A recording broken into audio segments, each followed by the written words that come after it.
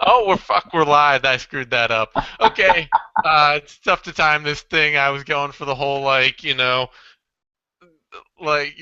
pro cut thing to the news broadcast, and I could I should even have turned the chair. Hello, I'm Zane Simon, and this is the World Series of Fighting Vivisection. For WSOF 22, I'm joined today by Victor Rodriguez and Eddie Mercado.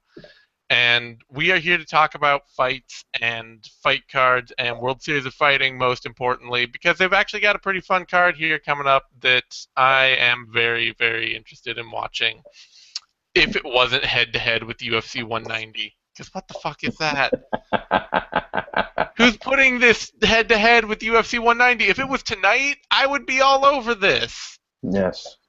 You Yes, know? and I don't know if somebody at NBC Sports hates them or if there's I don't know who's making the decision regarding the programming, but it really I mean it makes a little more sense now than it did maybe when the event was announced. Given that some people aren't very enthusiastic about UFC 190, I mean there's a little bit of a concern there that some folks aren't really going to be that interested in voting up that fight.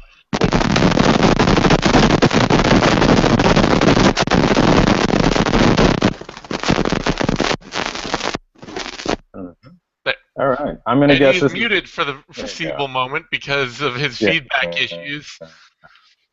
From the ring is going to crawl out from behind him now. This is great. Yeah, Uh, we're yeah. Apparently, Eddie's in the middle of a conflict zone, so yes, yes. Live from Bosnia for some reason. Like it's still going on. Wait a minute, I thought that shit ended. Yeah, but I mean they loaded that to a 7-fight card. It's going to probably end at 2 in the morning with some tough Brazil fights that not too many people are excited about, or to pay a pay-per-view price for, to say the least.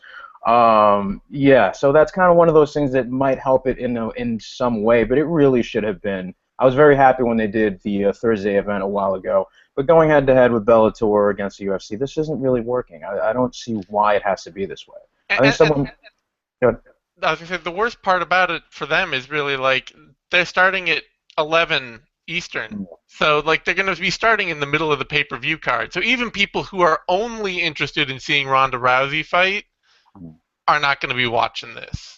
Probably not. And there's something about I don't know if someone just didn't get the memo that when people talk about more competition is good for MMA, they don't mean at the same time having 2 events or 3 events. It doesn't work that way. I like having options, but not like this. Now you're putting it's not putting a gun to your head, but you're not giving the viewer the options that they should have. And this isn't, no, your product isn't going to stand out. No one benefits.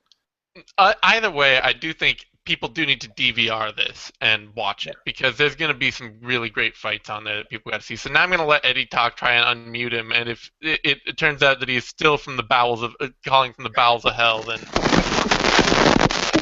Fucking Christ, oh shit!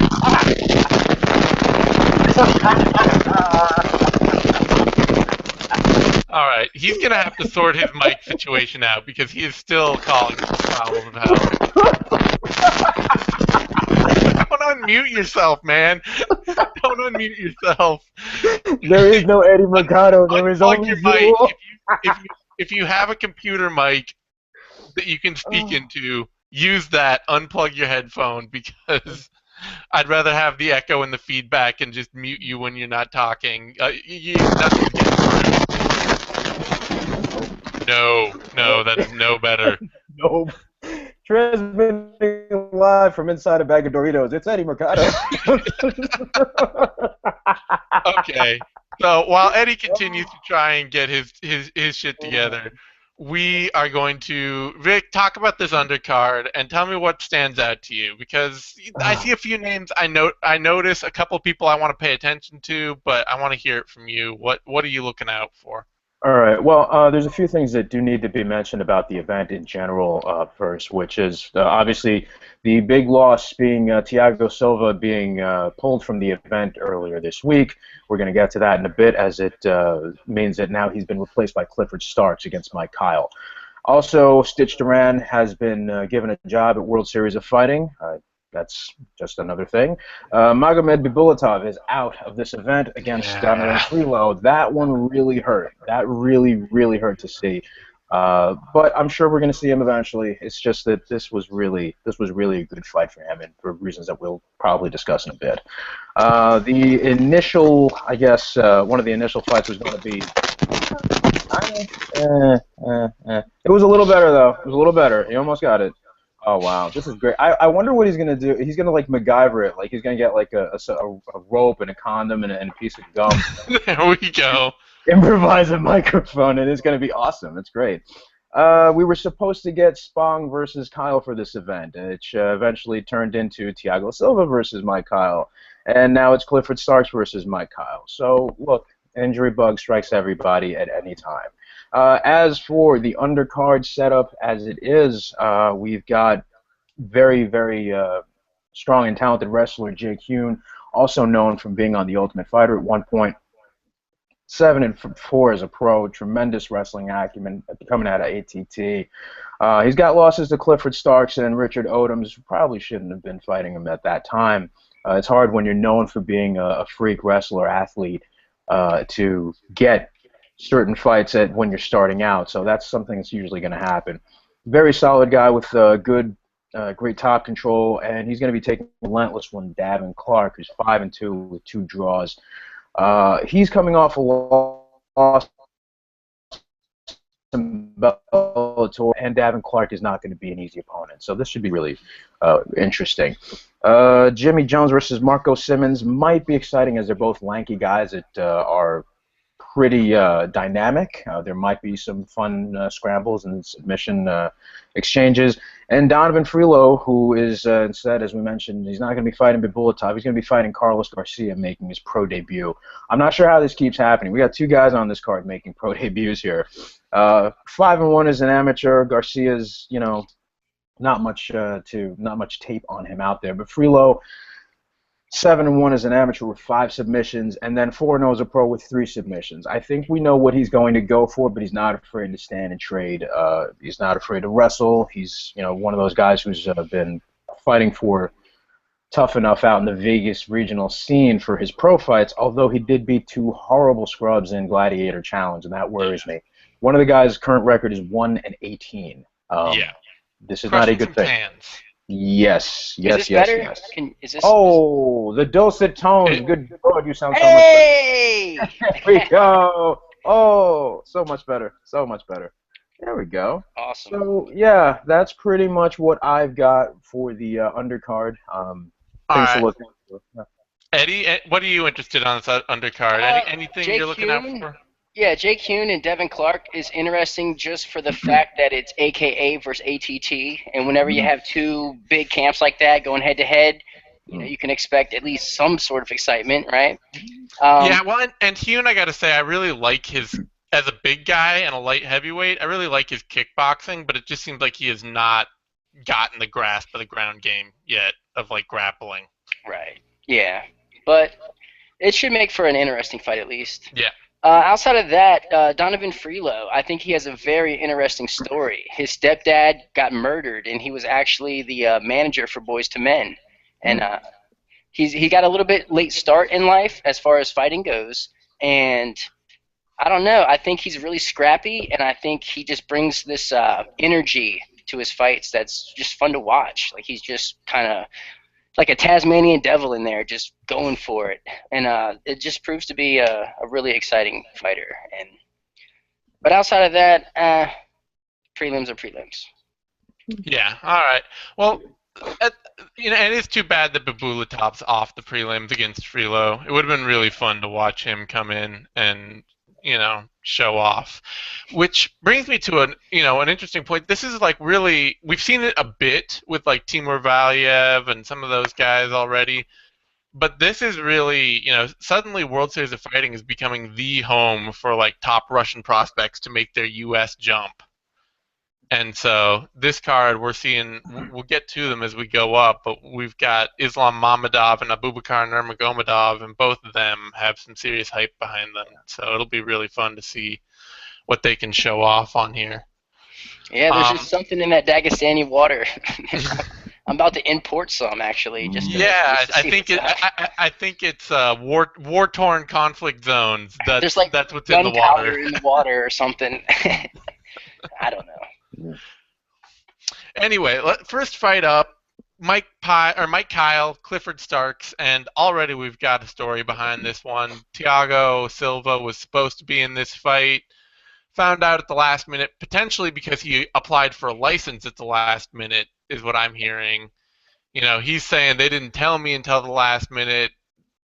I've heard some other people say, well, they're not going to tell you until you apply for a license. But he found out at the last minute that he was going to have to appear before the Nevada State Athletic Commission in sort of a hearing to basically for them to determine whether or not he was trustworthy enough to relicense after his failed drug tests. And that hearing was going to take longer than he had to apply for the license, or than the fight ahead of him. So he couldn't get licensed for this card. They pulled him. Clifford Starks is coming in. I've long liked Starks since I wrote up an interview of him railing on Kim Kardashian. And so I'm interested to see what he can do here against Mike Kyle. Vic, what are your thoughts? Well, just briefly on the Thiago Silva thing, it is very strange that, this fight was announced. Their last event was early June, if I'm not mistaken. Mm-hmm. So here we are, late July, about a week out is when he decides to apply for the license. Like, come on, man, I don't know. If in fact that was the case, and it does seem to be that, because I don't know how a commission would wait till the last minute over something that's been hanging for over 3 years. I think it was the infamous Bongo fight against Brandon Vera, which was funny. That was a funny moment. It was. Yes. Mike Kyle, 5-0 as an amateur, 21-12 as a pro.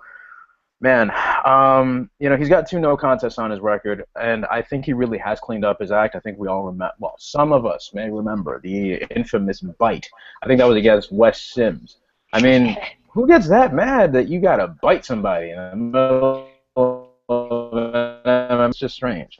But, all right, he's going in there against a guy, a very, very tough wrestler, Clifford Starks, who was in college at Arizona State. He was a teammate to one Cain Velasquez. Pretty good guy. You might have heard of him. 11-2 with 2 TKOs, 1 knockout, 3 submissions. He's not a slouch in any department. He does seem a bit slow on his feet. That does kind of worry me some. I mean, Mike Kyle can put a lot of pressure. He does, however, have a tendency to back straight up, where Starks might be able to capitalize, take him down, keep him there. I'm not entirely sure that Mike Kyle will be able to defend the submission game as well or deal with the wrestling as the fight goes into the later rounds. So I'm actually going to have to pick Starks on this one. His only losses are to Ed Herman and Yoel Romero. Herman, obviously, that was the Strikeforce bout, I think it was. Yoel Romero is the one where he got obliterated into the Phantom Zone with that flying knee. So, yeah, I'm picking the big cat on this one all day. Yeah, this is going to be a close fight, interesting fight, how it's going to play out. Like Vic was saying, NCAA Division I wrestler, that's always tough to deal with that kind of athleticism. And like Vic was saying, he is kind of slow on the feet. His footwork and his movement is a little bit odd, a little awkward. But he has a really nice cross. His straight right is on point. I mean, he has developed a really crisp straight right hand, and his jab is really unique. It's like nothing I've ever seen. The way he throws it, I can't even describe it. It's just like the most unique jab I've ever seen. It's so sneaky. Like you don't even. It's like he doesn't look like he's about to throw a jab, but a jab comes out, and you're like, what? But it's super effective. Super effective. Something I don't like, though, is although he is really good at obtaining a takedown, I feel like he struggles passing guard. And I don't know. Mike Kyle, this guy, he's a veteran for sure. He's been fighting since 2001, and he bit Wes Sims in his debut. And afterwards, I think his excuse was, "Oh, come on, he's a dirty fighter anyways." Like he is. I mean, hey, credit to Mike Kyle. Wes Sims, like that's not on accident. I mean, Wes Sims stomped out Frank Mir holding the cage. I mean, everyone remembers that. Those were like glory days. But he's been around the block. He's fought everyone. He's been knocked out 6 times. Submitted 4 times. But he does train at AKA, and So he actually is pretty decent at defending the takedown. You know, he can defend the takedown, and I think his conditioning is actually not that bad. It's he showed that against Andrei Arlovsky. You know that. I mean, I think an argument could be made that he actually beat Arlovsky. You know, he dropped him in the first and he dropped him in the third, and you know, he really. He's untrustworthy, though. That's the bottom line. It's hard to trust Mike Kyle. He's like consistently good at being inconsistent. And, you know, like his last fight, he looked sharp, but I don't think it was anybody of any relevance. He got a nice guillotine, like lifting him up. But this one's kind of a toss-up, in my opinion. Can Starks out-technique him or maybe even catch him during Mike Kyle's slop, because he strikes like an old school fighter where he doesn't even care if his chin's out there. He's just going to throw what he throws, and if he lands, he lands, and if you land, you land. He's going to sleep. And who are you picking? You got to pick somebody. I'm going to go with Mike Kyle, the inconsistent Mike Kyle. I'm going to pick him. I think he's got the power to keep Starks at bay. A daring pick. Daring pick. I wouldn't bet on this fight. Do not bet on this fight. No. Do not bet on Mike Kyle. Two questions? Do we already have the odds? I'd imagine we do. Yeah. And after that, I have another question, if you don't mind. Okay, odds on this fight. Mike Kyle is the underdog, plus 115 to plus 133. And Clifford Starks is the betting favorite, minus 145 to minus 150. 5, and I'd say that probably sounds right about right. Hasn't Mike Kyle retired twice at this point, or is it just once? You know what? I gotta say, I'm not an expert enough on Mike Kyle's career to. Well, I gotta wonder. I gotta wonder where his head is at. If when you're dealing with that sort of thing, that starts to get a little concerning, and you know, I don't feel comfortable watching a guy go out there if his heart's not really in it, and getting seriously hurt. So that's something to consider as well. Just out there. It is worth keeping in mind, no doubt. All right, at that point, next up on the card, a fight I'm really excited about. I'm going to talk about a little bit because, I'm really excited about it. And I'm not sure if this is actually next on the card. Tapology, the World Series of Fighting website, SureDog, all that, they all have like different spreads for this card. So I have no idea. Other than the co-main and main event, I have no idea what the order of this card is actually going to look like. I know should be on the main card, but that's it. Next up, I have Abubakar Nurmagomedov versus Jorge George. I don't know. It depends on how Brazilian he is. He was in an interview and he was like, whatever you want to call me, George, Jorge, it's all the same. So. Depends on how Brazilian he is. We'll say Jorge Moreno. I think he's Mexican, but sure. I think he is Mexican. Yeah. So Jorge Moreno. But Moreno, he's 4-0. Just a sec. I got to take this because I'm excited about this. It's too big for me to just throw off and say it's all yours. Tell me about it.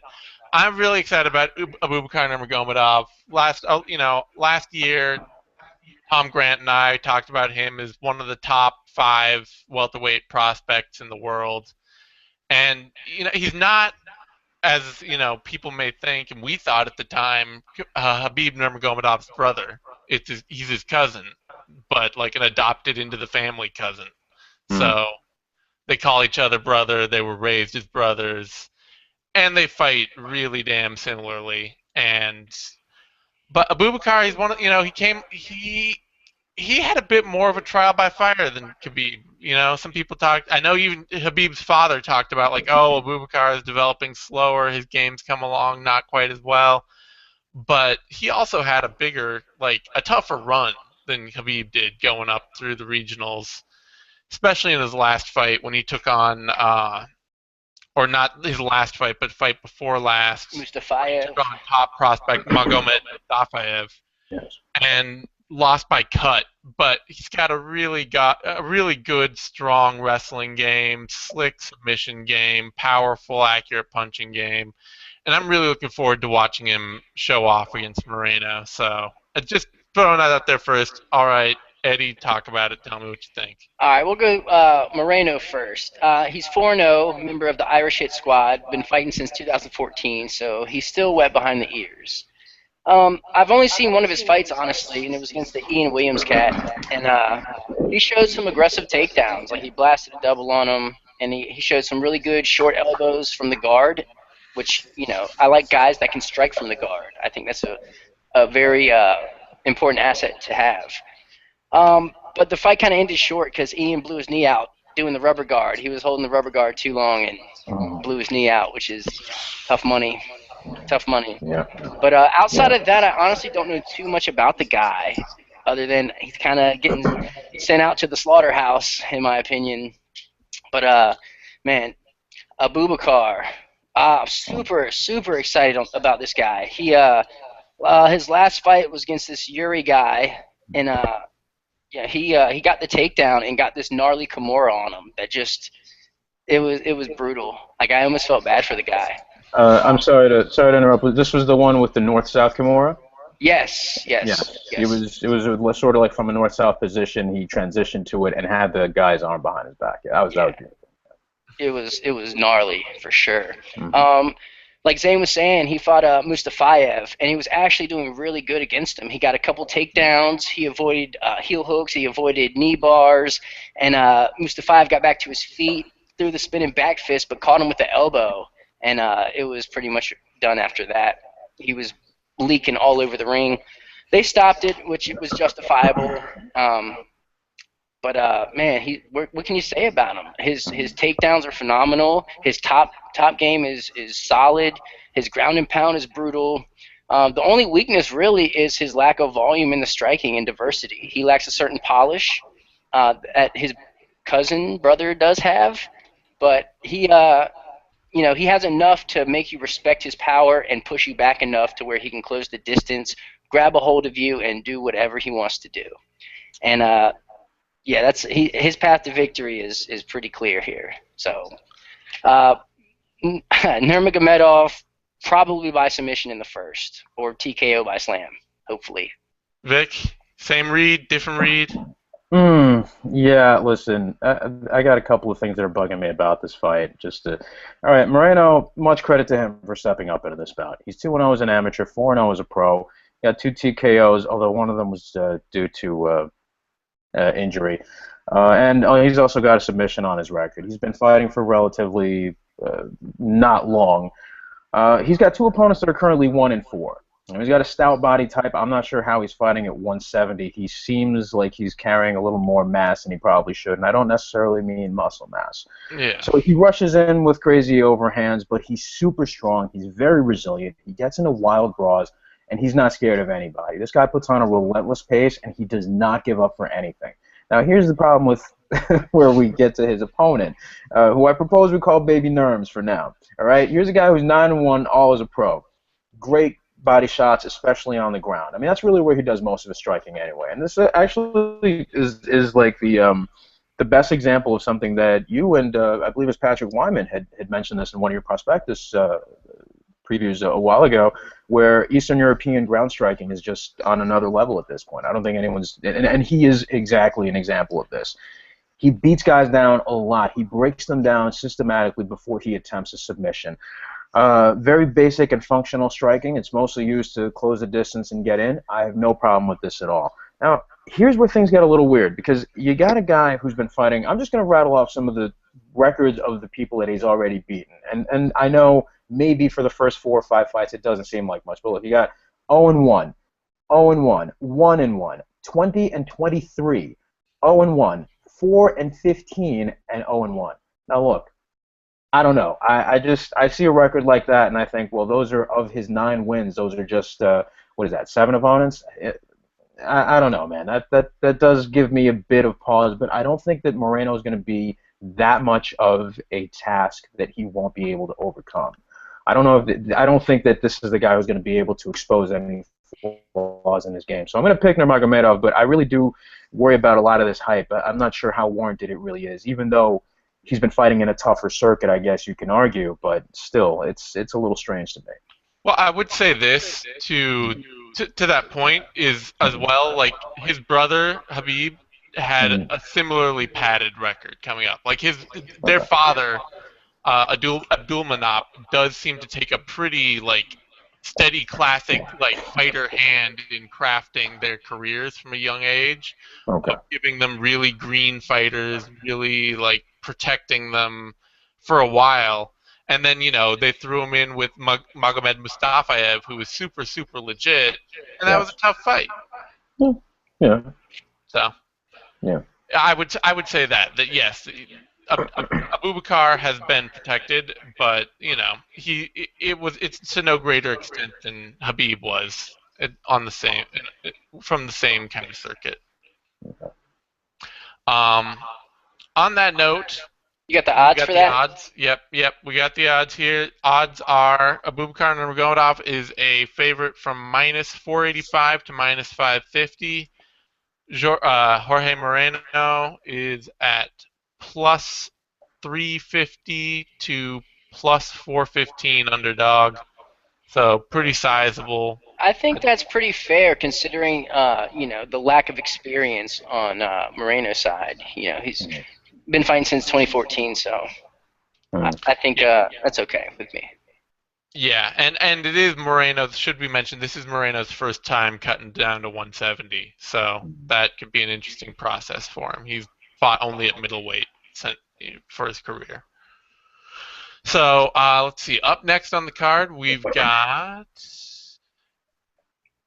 Jimmy Pakusa versus Islam Mammadov, and this is our next big Russian prospect, Dagestani prospect. Also, I believe out of Fight Spirit team is Mammadov. I think. He's champion, right? The champion. Is he? Oh, Team champion. Yeah. I think so. all right. He might be out of champion. I must be thinking of the. Yeah, I'm thinking of the UFC's Islam. Islam Makachev. Makhachev. Yes. Yes. Okay. Makhachev is out of Fight Spirit. Mm. Mammadov is out of champion team. He is making his stateside debut as well. No, actually, he's already had one fight stateside. Yes. My bad. He beat Yes. Leon Davis by KO in the first round at World Series of Fighting 20. And now he's getting Jimmy Pakusa, who I I've seen, we've seen Pakusa a couple of times, a bunch of World Series of Fighting now at this point. Yes. And in general, he's done pretty well. I mean, he's got a loss to Lucas Montoya, but otherwise, he's been a pretty decent, tough fighter, tough out, not untalented guy. So this should be a really interesting fight. Vic, lead me off. Tell me what you All got to say. right.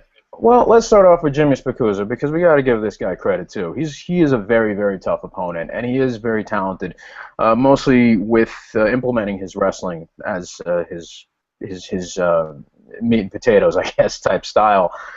He's 5-2 as an amateur, 6-2 as a pro, with 3 submissions thrown in there in this professional record. He's got wins over Gil Guardado, who we probably glossed over. He's going to be on the undercard as well, and Benny Madrid. Again, respectable wins against tough and capable opponents who have been veterans of the regional scene. The loss, as you mentioned, of Lucas Montoya, nothing to be ashamed of there. Very grinding style, very basic boxing, very serviceable, but he can hit very hard. And I think it's going to matter, it's going to come down mostly to how well his cardio holds up and how smart he is as far as figuring out the counter game with a guy like Mammadov, whose striking is a lot more polished and whose game is a lot quicker on as far as standing. He's a lot more agile on the feet, so to say. It's not his style isn't as compact as the sort of wrestler or boxer prototype or archetype rather that Pakusa would seem to embody. Mammadov is 11-1, all as a pro. 2 knockouts, 7 submissions. He only has 1 loss on his record to Tiger Sarnovsky of all people. I mean, when you have that kind of record, he has beat mostly middling talent, but it hasn't been to the degree of like what we just got done talking about with Abubakar, where a lot of his opposition was really not. No, they had no business being in there with him. He has fought more consistent and better opposition, and as we mentioned, this is his second bout in World Series of Fighting. I really would favor Mammadov here, especially if Pakusa is actually able to get him down. I really have to get up and reset or just be able to submit him from there. Otherwise, I don't know if Mammadov is able to finish Pakusa standing, and I think this Pakusa is probably not going to be, his striking isn't diverse enough to give Mammadov the sort of fits to finish him. So I really think this will be settled on the ground, maybe a decision at some point, but I'm definitely favoring Mammadov on this. Eddie? Yeah, I mean, that's pretty spot on. Jimmy Pakusa, I mean, what a tough guy, right? His wrestling is definitely, I think, his base. He's very strong, like a real just muscular guy. But I feel like, that kind of hinders his striking a little bit because he kind of strikes really tense, like he's flexing the whole time. And that might be a detriment to him. But he will blast doubles. He will be relentless with the takedown. He will grab you and just muscle you to the ground. And sometimes I feel like his grappling is a little more strength based than technique based. Like he gets away with a lot of just sure raw power and aggression to get his opponents to the ground. And but on the flip side of that, that really helps him like get back to his feet. Like he gets down, someone takes him down, he will pop right back up and defend a takedown. Just being so powerful, it is hard to take the guy down and hold him down. He's really wily on the ground, and I think he does have pretty solid conditioning. He has gone the distance and maintained the same pace throughout. I don't recall him ever slowing down, which is very important. But I feel like his strength is also Islam's strength. That Dagestani gunpowder water, they just don't play. They just grab you and just ragdoll you. And, he fought Islam Mammadov, he fought Leon Davis. He took him down, he took his back, and he just beat the dog shit out of him. I mean, he seriously it was so brutal. Like, the shots he was landing were just so brutal that I'm not sure if Pakusa has the technical know-how to just kind of stay out of those bad positions. I gotta go Islam here. I feel like it's almost it'll be close, but I feel like Pakusa's strengths just so happen to be Mammadov's strengths, and that's whenever that happens, it tends to be a bad day or a long day for the lesser of the two. Besides, we're not too far removed from Ramadan. This man's hydrated. You're not going to mess with him. How are you going to pick against a dude named Islam? Come on. It's true. All right. So on that, unfortunately, for as much as we like Pakusa and are talking about this as being like an interesting, fun fight, the odds are really not close at all. Mammadov is a sizable favorite, minus 700 to minus 800. And Pakusa is the underdog, plus 450 to plus 559. Man, so those are kind of long. They're a little longer than I would like, but I understand considering they have the same strengths. Yeah, I mean, one's just severely better than the other. On the other side, there is a bet to be made on under 1.5 rounds as a prop bet for plus 150. If you think those odds are right and not long, then you could put the prop might be worthwhile.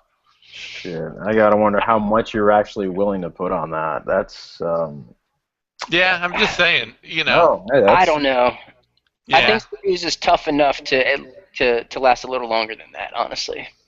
He might be. I mean, I don't doubt it. I'm just saying that if people are looking at those odds and being like, well, that looks right to me, then the prop is there for you.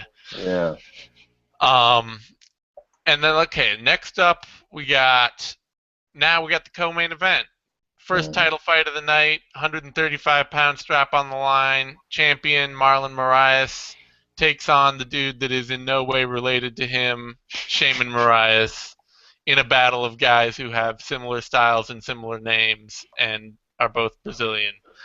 And this is an interesting fight because I don't know, like it's too bad to me that Shaman's probably getting pushed in a little over his head here. But Marlon has been, he's kind of he's finding himself as sort of like the Jose Aldo World Series of Fighting, where it's like he wins, he's technical, he looks good, but he's also kind of coasting out some wins that aren't getting people that excited. So Marlon, Shaman might be the guy to come in and really push him hard and force a fight on him. What do you guys think, Eddie? What are your thoughts on this title fight?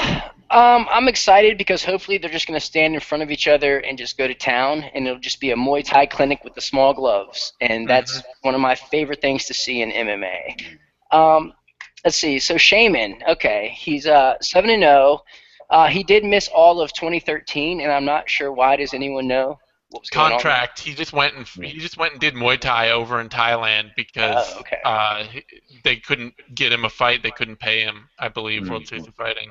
Okay. He's Team Nogueira, but he's a Muay Thai guy.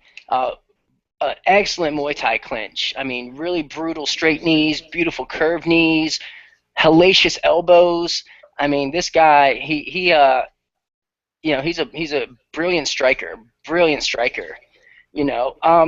What concerns me is how well-rounded he may or may not be. I've seen him getting taken down and really have no kind of urgency to get off his feet, or off his back, excuse me.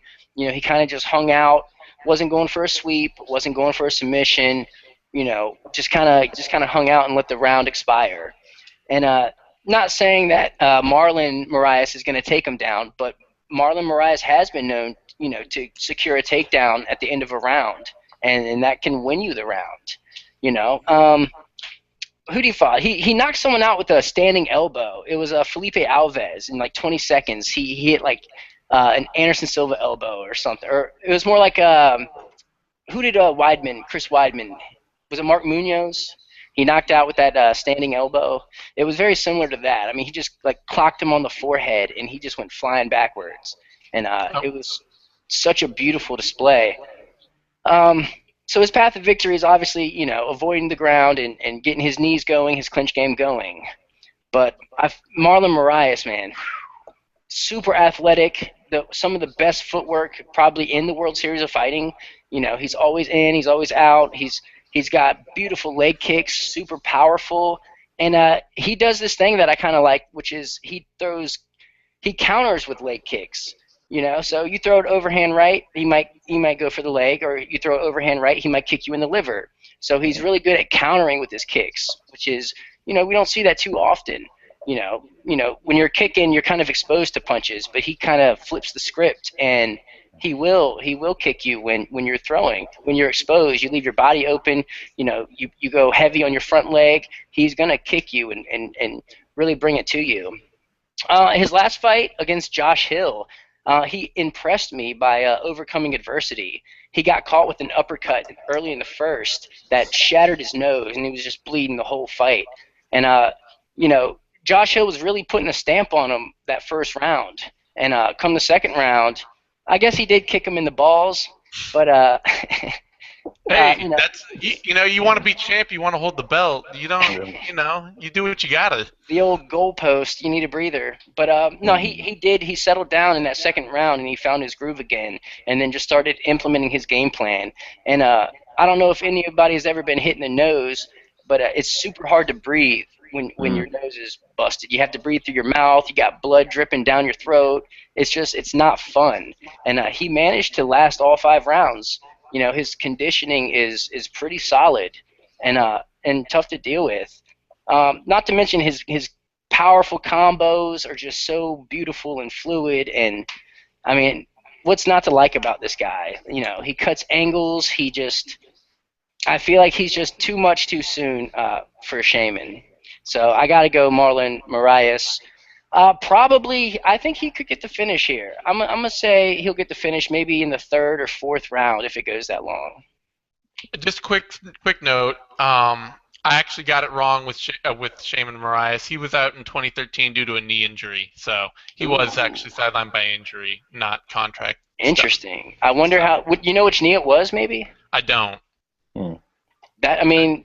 Marlon's leg kicks are just so brutal that he could re-injure himself. Honestly, it was a couple years ago, but yeah. That's interesting. All right, Vic, you've heard the point. What's the counterpoint? All right, we're going to see the fight between the Buster and Babs Bunny of MMA. No relation. I had to. I'm sorry. All right. Here's the problem with this. This is what one of those things that all right. Shaman Marias, for starters, largely a Muay Thai guy first and foremost. He does have some, I guess, glimmer of a ground game, but is it really going to be that important? I mean, this is not going to be an MMA fight. Eddie, you just alluded to it. This is really going to be a stand-up bout through and through, and it'll actually start to turn into a battle of attrition. I mean, when it gets to maybe around the third round, it's just these guys are going to be running on sheer will, and I think that Marlon's technique and composure are eventually going to win out. Despite Shaman's experience in Muay Thai, despite the fact that even though he's only got a 7-0 record as a professional mixed martial artist, he does have a Muay Thai background. He has been training for years. I just don't know if he's going to be able to keep his wits about him. And, will the cage play a factor here? Will there be clinch work up against the cage at some point? I think Marlon's going to probably be smart enough to use that.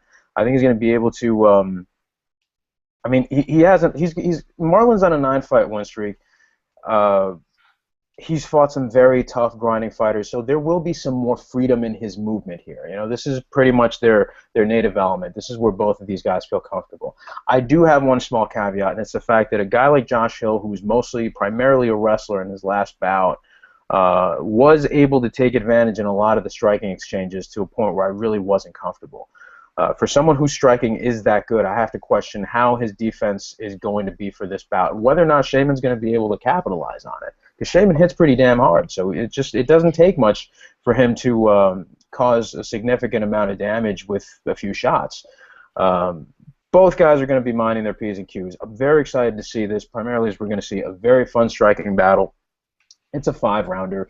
This should be good, and this is actually one of the, if not the biggest reason, this should probably be the sleeper fight right here. I mean, everyone's paying attention to the main event, which we're going to get to, but if you're thinking about DVRing this event or watching it live, this is the fight you really want to look out for, because this should be great.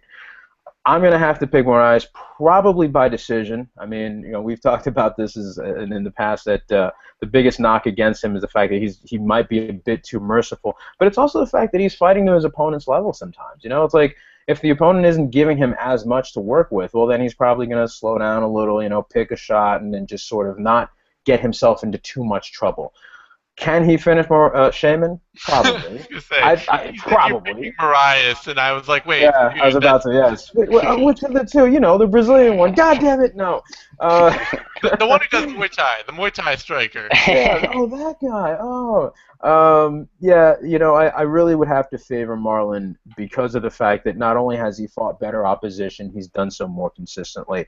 His fight IQ is probably going to, but then again, it's going to be a straight stand-up fight, which Shaman is also a specialist in. So, I mean, that's kind of a push. I'm still going to give Marlon the edge. I'm definitely going to give him the edge here, probably by decision, if not some sort of crazy late finish, maybe in the 4th round or something like that. I'm just not sure what it's going to look like. I know it's going to be fun. I know it's just not a fun fight to pick. That's all it is. If I could say this though, with the Josh Hill fight, to be fair, Hill really has the threat of the takedown, and when someone poses that threat, it kind of does change the way you strike. And knowing that Shaman is not going to go, he's not going to shoot on him.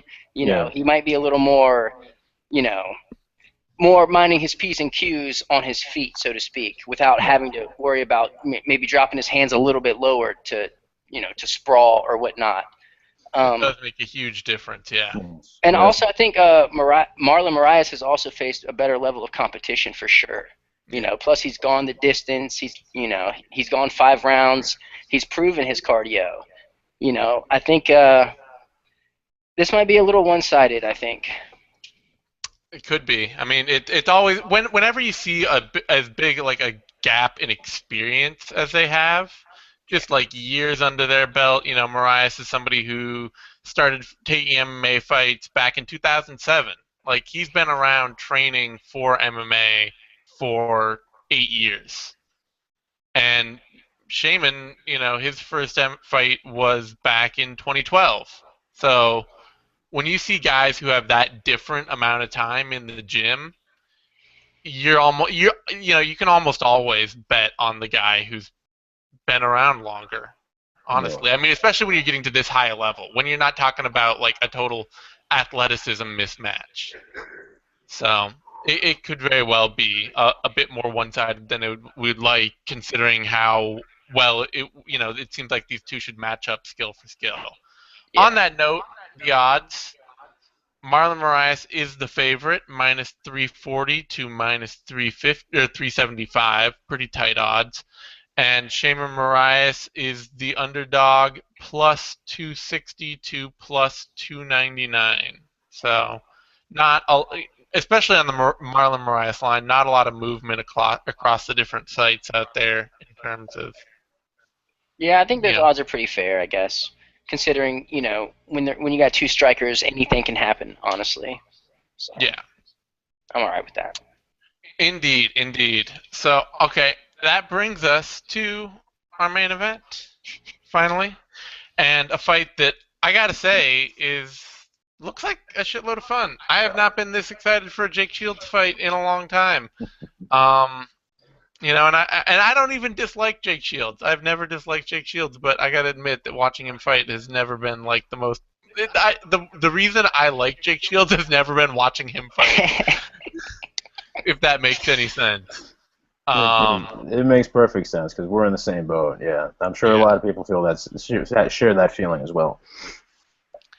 And he's facing Husamar Palhares, who now has the World Series of Fighting strap around his waist. Of all things, who would have imagined that it'd be Husamar Palhares, of all the welterweights UFC released, that would go out and become World Series of Fighting champ?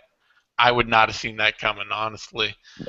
But interestingly, I mean, he's kind of a guy who, even though he took his first fight back in 2004, he didn't really start his career in earnest until 2006.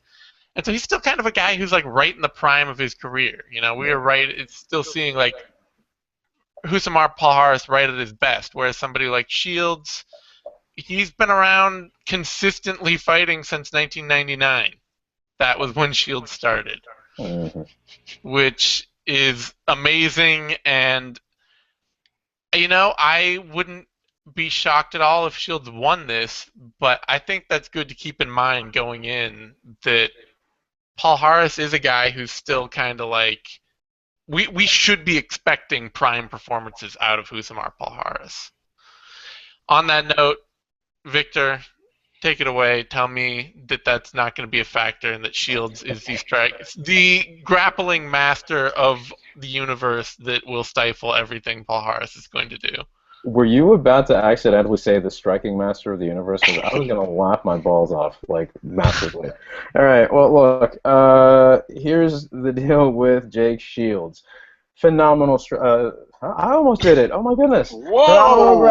Phenomenal grappler. Ah, face. All right, Jake Shields. Lupini Shields is back. Shields, K1 Shields. We're doing it. Jake Shields, I heard an interview with him earlier this week where he mentioned 3 names, and those 3 names are giving me a lot of confidence that this fight is not going to go probably the way that a lot of people would expect. And it's not going to be the blowout that Palhares usually would have with some of these guys where he just grabs a leg from any position and then immediately sits down and starts working from there. Or sometimes I would have to wait to sit down and start applying the submissions. Shields mentioned 3 guys: Dean Lister, John Danaher, Alan Belcher. He's spoken to all 3. He's trained with all 3 at various points. I'm sorry, well, he hasn't trained with Belcher, at least not recently. But all of these guys, they know how to defend these leg locks, which leads me to wonder, what the hell was John Fitch doing that he couldn't give either of these cats a call to try to figure out how to counter this and not get stuck? By that same token, look, Jake Shields has fought better opposition much more consistently. He's fought some of the biggest names, probably the best welterweight resume outside of GSP. And he's on a nifty little 2-win fight streak against Ryan Foster, who's not a scrub, and Ryan Ford, who was injured but is also a very tough guy regardless. Yeah. Now, Palhares, though, I mean, even though his record is 17-6, it is a bit deceptive. He's on a 3-fight win streak against Mike Pierce, Steve Carl, and John Fitch. Now, what worries me about this is you look at how he lost that Alan Belcher fight. You know, Belcher went toe-to-toe, started countering the leg lock, started escaping from it, and was able to TKO him from his guard. Jake Shields is not the guy to TKO anybody from inside their guard. So I got to wonder what his avenue to victory is going to be. Will it be the wrestling that'll be the determining factor? Will it be able to keep everything in a row to not only take Palhares down, which Palhares will gladly go to the ground with him anyway, but will he be able to stay in safe enough positions and be able to implement his game, do enough damage, fish for a submission, and eventually get the win? I think Jake Shields certainly can do it. The problem is that you're still talking about a guy like Palhares who I just refuse to count out for any reason whatsoever. So I'm going to probably say that this will be a Palhares win. He can certainly do enough damage striking with Jake Shields. I don't know that standing he'll be as technical, but certainly when it comes to ground strikes, he'll be able to do that if he's able to separate the striking from submission. You know, if he's able to get his phase shifting down to what it needs to be. So I'm going to tentatively pick Palhares. I don't know how really his cardio is going to hold up if Shields can keep applying the pressure, but I don't really feel that's going to be as much of a problem since I think the damage he'll dish out to Shields will really be much more of a determining factor. Eddie? Yeah, I mean, I think that's pretty fair. That's pretty fair. This is pretty much a toss-up, honestly. You got two guys that have never been submitted against guys that love to submit people. Palhares, man, 11 leg submissions. 11. Like, who does that? How do you have 11 leg locks? Man, so there's a little, stigma. Some people say he's a dirty fighter. He got banned from the UFC for holding on to the leg lock a little too long, and he's done it in the past before. So I guess that's worth noting. So he will. They say if you're not cheating, you're not trying. Oh. Palhares tries. So there's definitely that X factor going on. But let's see. So Palhares, he's got these awesome, powerful leg kicks, and if you look back to when Jake Shields fought Tyron Woodley was lighting. He dropped him with a couple leg kicks actually in that fight. And I mean, Husamar, he throws the very similar kind of leg kick where he puts everything into it, and he could actually probably take Jake Shields off his feet and possibly capitalize by taking the top control from that. It's so up in the air, like Vic was saying about Alan Belcher. Alan Belcher almost had him in a twister, So, and I think that was at a different weight class as well, which might be a little bit of a factor. Sure. Yeah. Another thing, Husamar hasn't seen a second round since 2011, and that's actually that's kind of a big deal. Especially with someone as durable as Jake Shields. Jake Shields has an excellent chin. He who hit him with a spinning back fist? Who was that? It might have been Woodley. Who was that? Yeah, it was Woodley. Woodley caught him flush with a spinning back fist, and Shields just ate it. And he got H-bombed by Hendo and was still around. Yeah, absolutely. Yeah. So I mean, he's got a hell of a chin. And Jake Shields never been submitted. Jake Shields is positionally brilliant. He's very, very intelligent. If you look at the Damian Maia fight, I mean, I enjoyed that fight. I thought that was an exciting grappling display. And although Shields did gas in the fourth in that fight, he gutted it out, came back in the fifth, and pushed the pace. He wasn't, overly impressive in the fifth round, but he definitely was like, I'm going to win this fight, and he brought it, and he shot for a bunch of takedowns even if he didn't get them. And I think he's savvy enough to not get submitted and take this fight into the later rounds. And Jake Shields definitely lacks sting in his punches. He's not going to throw anything flashy, and even on the ground, like he's not the most venomous ground and pounder out there. But he will grind on you, and he will hold you against the cage and clinch with you and suck the life out of you and just make you use all the energy you have. And I feel like that's somewhere where Husamar might, be at a disadvantage. Also, side note, Jake Shields submitted Mike Pyle, Nick Thompson, Paul Daly, and the current welterweight champion Robbie Lawler. Those are pretty big names. I'm picking Jake Shields on this. I think he's got what it takes to withstand the early aggression and take this fight into the later rounds. That's what my gut's saying. I'm gonna pick Jake Shields by decision. Well, you know what they say: never trust a man that thinks with his guts. But you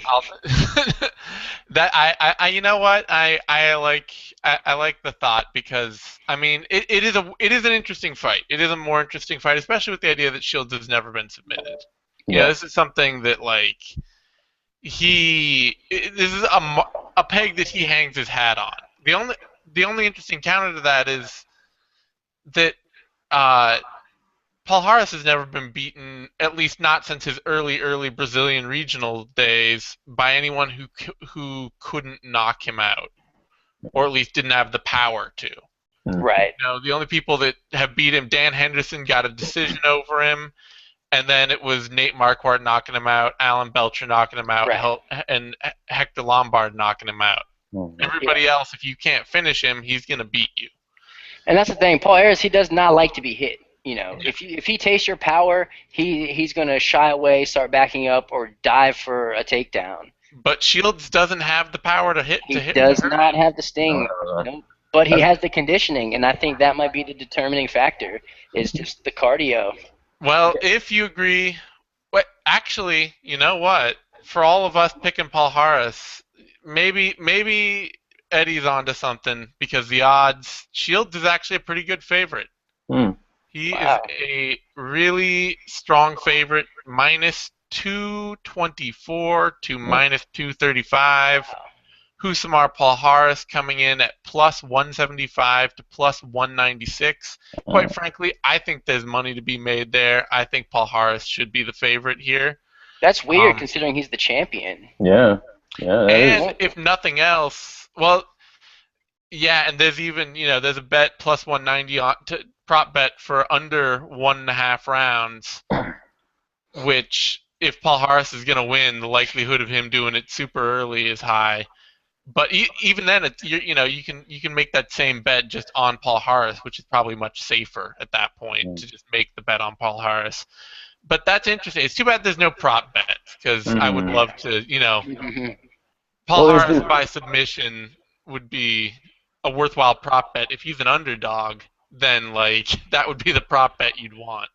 There's two funny things about this, and it's the fact that the co-main event is going to be almost exclusively a striking showcase, and then you got the main event, which is almost exclusively to be a submission and grappling showcase. So that's one thing to consider, and also the fact that, and I know this isn't exactly MMA math, nor is it the most rational thing to think of, but you look at the fact that one of the guys who came closest, if not the guy who came closest to submitting Jake Shields, was Mayhem Miller back in their Strikeforce bout. And there was a video of Mayhem Miller training with Palhares. I think it was in Brazil, and he was just overwhelmed. He was like, "Man, that guy's good." He was just losing his mind against that guy. So if the MMA, maybe that's where Miller's mind went. Oh wow, yeah, maybe he sapped it in Brazil. He's just like, "Hey, listen, I'm taking your soul, Playboy." Yeah, that's something I guess. I don't know if it's really that important, or I mean, come on, people grow, they change as fighters, and they adapt. So who knows? But I don't know. That kind of struck out as something kind of funny to me. It is interesting. It's fun that it is going to be almost certainly striking, grappling, and I mean the thing with Palhares is even if he's not the most technically diverse grappler, he's aggressive as shit and he's super powerful. I mean, just it's that ability to not just and this is I will say this in defense of Palhares being classically on the whole holding submissions thing, which it sucks and he does it. He's done it enough times at this point that we can say he does this. But if you're Husamar Palhares and you're going for this one thing over and over again and everybody's prepping for it and trying to stop it, he has created real fear in his opponents, real panic. That the moment he goes for your leg, you need to tap. It's that he is going to ruin your knee. Yeah, I And can't that see Jake Shields being afraid of that though. maybe I not, No, but I mean, maybe. other fighters have been. I mean, guys like Mike Pierce, guys like John Fitch, like they he's created that fear, the knowledge that no matter whether you tap or not, he is going to destroy your knee. So you need to be panicked in there about it. And that is actually like I think, as much as we may dislike the idea of him being a dirty fighter or like, oh well, that's not what fighting should be about, like shit, that's kind of smart to me. Like if Yeah, you can no, create that kind of panic in your opponent, he did. I that's mean, he certainly has created a bit of reputation with that, and it is unfortunate. Although I don't know how much of that is intentional. There've been comparisons to Lenny from of Mice and Men. I don't know, man. I don't know if that's really I think it's he's such one of a those weird thing. fighters that just gets totally checked. I mean, we've seen like I think he's the grappling version of Maximo Blanco, Mm, where or even shit, what's his name? Who's the guy who just left World Series of Fighting for Bellator? Melvin Gillard. Melvin Guillard, mm, where they were just so obviously on autopilot during their mm, fights that they yeah, would just, their body was moving faster than their brain. yeah. And they were just doing shit. And then, like, they would catch up 10 seconds later after they'd done something stupid and be like, oh, yeah, shit, I didn't mean to throw that flying knee while he was on the ground. Like, Mm, but they would just do it in the moment. It's like, oh, his head's right there at knee height. I'll just run in and throw my whole body at it and get DQ'd. mm. And I Yeah, see him as that's kind of the grappling version of that. It's like, well, there's the leg. I'll crank on it, crank on it, crank on it. Oh wait, shit! I shouldn't. He tapped like a. What? Where was I? You Yeah. know.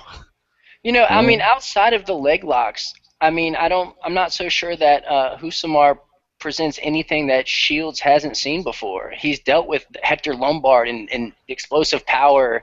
He Well, lost the dealt fight. with Hector Lombard. I mean, I he mean, he got had to deal with it. Not he didn't. I mean, he got ragdolled. Don't get me wrong, but if that fight would have went on 20 more seconds, he might have choked him unconscious, honestly. man, And this shit. is a 5-round fight. He it'll did. be He did have interesting. that. He did have that moment. He didn't. He certainly didn't quit at any moment. And that says a lot. I don't know how well that's going to do when he's got his leg being cracked down like this. I mean, John Fitch. Would going back to the panic. John Fitch panicked. You That's Yeah. see John that moment on Fitch. his That's face. John Fitch, though. I No, mean, but well, come on. You got a guy who was nigh unsubmittable. He throws a kick to the body. Palhares catches it, flops down, and you just see when Fitch hits the ground, he's like, "Oh wait, what was I supposed to do again?" And this is a guy who's been grappling forever. He's not a Yeah. slouch either. So you got to wonder, man. You got to wonder if this was a training thing or a mind thing or what. I don't know. I just think I the hope it fear didn't he happen to you. creates, the real fear guys have, like I'm gonna get injured and lose. Like my career could be over if I don't Mm, watch that's a out good for this. point. I mean, this yeah. could be the last time we see Jake Shields if that's the case, honestly. Like, if his knee Okay. goes out here, that might be Yeah. the end of Jake Shields. He's getting So up there in age. Yeah. He's it's 36. it's an interesting thing that it's an interesting problem that Paul Harris has created. I mean, it's the same thing that like Imanari had going on, where like he may have been a severely limited fighter in some ways, in a lot of ways, Yeah. but he created a real fear that like at any moment, the moment he started going for that leg lock, he was gonna ruin your knee, and you were just like screwed. Hmm. It's a thing that I mean, it's one of the reasons that leg lock guys they come around every so often and they can put together runs, even if they're limited, even if their game isn't that evolved. They can be really dangerous fighters because guys are legitimately afraid of it. You know, Yeah. I think the odds should definitely be a lot closer than they are, for sure. I think Paul Harris should be the favorite. Frankly, I think Shields has a good shot at taking this, but I think that the smart money would be on Paul Harris to get a quick submission early and I don't know. Against someone that's never been submitted like I that. know, I know. Ah. I know saying it. I just think that's the smart money. I don't think it may be like I Well, the think smart Shield money is not to bet on this fight. yeah, the That's smart the money smart money. I Do don't not know. bet on this. I don't know about a quick finish being smart money though, because again, you got a guy who's been really preparing for it. Last guy who's been I know. preparing for it this much was Belcher. So I mean, again, obviously different fighters, different weight Yeah. class, different time. But this is not going to be one of those things where this guy's coming in fully unprepared. You know, he understands the dynamics of human movement when it comes to grappling. He understands the ground game better than pretty much anybody else in his weight class. So, I mean, I really, really have to say this isn't going to be, even if Shields loses, he's not going to look, you know, he's not going to get totally outclassed, and he's not going to lose quick. You know, he's going to put something together here to get things going. Yeah, I think I could easily see him shaking off the first one or two attempts. It's just how does he stop Palhares from attempting it over and over again?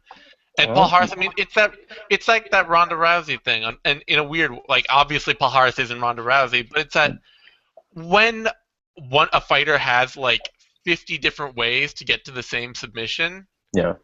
Like, how many ways can their opponent really have prepared to stop it? Or what if this is the fight where Palhares says, you know what, I'm going to do what I did to Ivan Salaverry. I'm going to work on hearing to either go for an armbar or some sort of crazy bulldog choke. I mean, who knows? Yeah. It's an interesting thing. Like, it's definitely one of those things that it's an interesting fight to watch. I mean, it's honestly like probably the most compelling fight of the weekend from a pure like matchup standpoint, maybe beyond Aguilar versus Gadelha, but even then, like, I think this is going to be a lot more exciting than that fight. Yeah.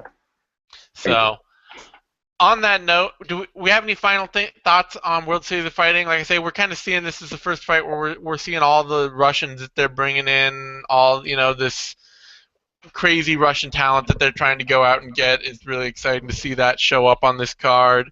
And I got to say, you know, as much shit as we give World Series of Fighting for some of their business decisions, some of the ways they treat fighters, some of their contract stuff, they do a great job getting talent and matching fighters. Like, this is a fun card full of good fights. So, yeah. No, listen, much respect to World Series of Fighting for finally getting their shit together. They've really, really come a long way from the promotion that they were last year. And, you know, this is good, man. This is big. They've already announced 2 events to follow right now. You got World Series of Fighting 23, which is going back to Phoenix, Arizona. They've got a rematch of what was an early contender for Fight of the Year in Gaethje versus Palomino for the lightweight title. And they've also got Teddy Holder fighting David Branch. So that's going to be a possibility that you'll have a middleweight and light heavyweight champion in David Branch in that bout. I'm sure we're going to get to that as well. Also, World Series of Fighting 24. I don't know what the venue is going to be or the place, but they've got John Fitch versus Yushin Okami. And also, Blagoy Ivanov defending his heavyweight will be featured as well. The opponent has not been mentioned or named yet. And Vinny Megalesh will finally fight Matt Hamill. That is a thing that is happening for some reason, somehow. So, yeah, that's what we got. World Series of 24 is going to be at the Foxwoods Casino in Connecticut. Oh, perfect. There you go. Yeah. All right. On that note, guys, thanks for joining me. And, you know, you can follow me. Give us a like on YouTube. Subscribe to the channel. Read Bloody Elbow. At the Eddie Mercado on Twitter. There you go. There you go. At the Zane Simon on Twitter. At Vic M Rodriguez. Eddie, thank you for playing us out. Everybody else, thanks for watching.